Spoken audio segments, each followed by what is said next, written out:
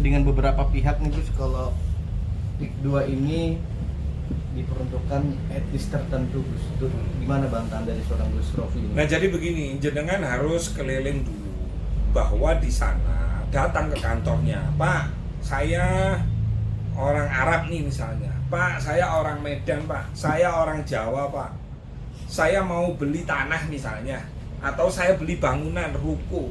Selama sampean punya duit, ya pasti dijual ke sampean. Walaupun jenis kulit sampean mau hitam, mau coklat, itu yang terjadi. Jadi yang namanya tuduhan, fitnah, itu dosa banget gitu.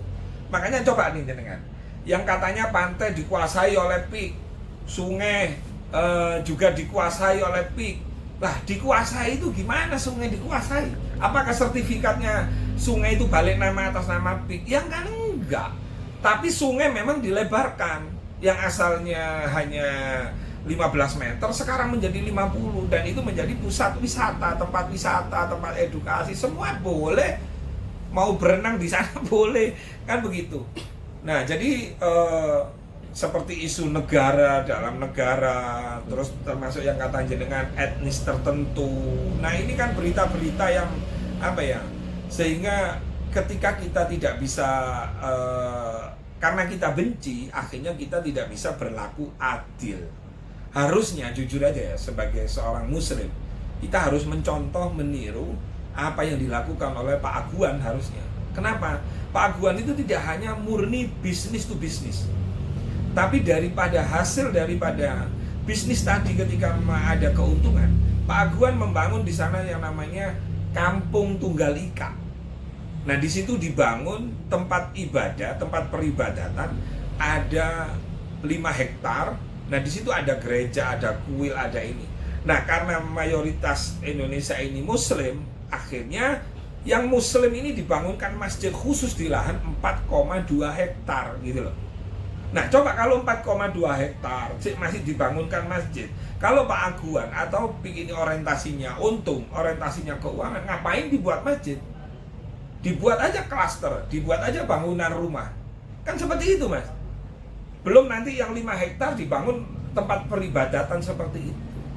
Jadi orang yang menuduh Pak Aguan dengan segala cara, memfitnah, memframing bahwa dia oligarki dan lain, sebenarnya ini orang yang iri karena tidak mampu aja untuk meniru. Harusnya sebagai seorang muslim kita belajar sama beliau, padahal dia non muslim tapi membangunkan tempat ibadah saya atau panjenengan semua yang beragama muslim.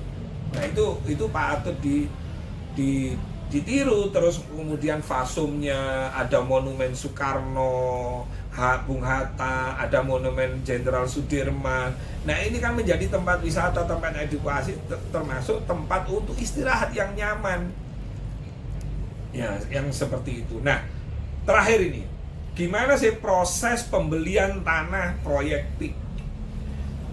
Pertama, proses pembelian proyek PIK adalah atas dasar kesepakatan kedua belah pihak, antara pemilik tanah dan pihak PIK. Prosesnya gimana? Semua harus melalui kelurahan masing-masing.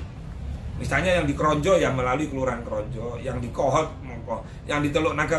Kenapa melibatkan kelurahan? Karena memang kecamatan, pemerintah itu berkewajiban untuk mengamankan pembangunan. Apalagi di situ ada proyek strategis. Nah, proyek strategis nasional ini nggak beli, Mas. Tanahnya memang dari pemerintah. Pihak swasta disuruh mengelola tanah ini supaya menjadi tanah yang bisa menghasilkan sesuatu, termasuk pajak, menciptakan pengangguran, merawat ekosistem yang ada seperti itu. Jadi semua harus melalui kelurahan. Tujuannya apa? Nah, berkas-berkas itu diperiksa, kiriknya, akte jual belinya, begitu fix harga sesuai NJOP dan terjadi kesepakatan, baru pihak PIK itu membayar dan itu difoto dengan rasa sukarela. Jadi tidak ada yang namanya intimidasi, apalagi penggusuran, apalagi ancaman dan lain-lain. Kalau ada itu silakan untuk memberi pengajuan kepada kami di 081 5354 67676.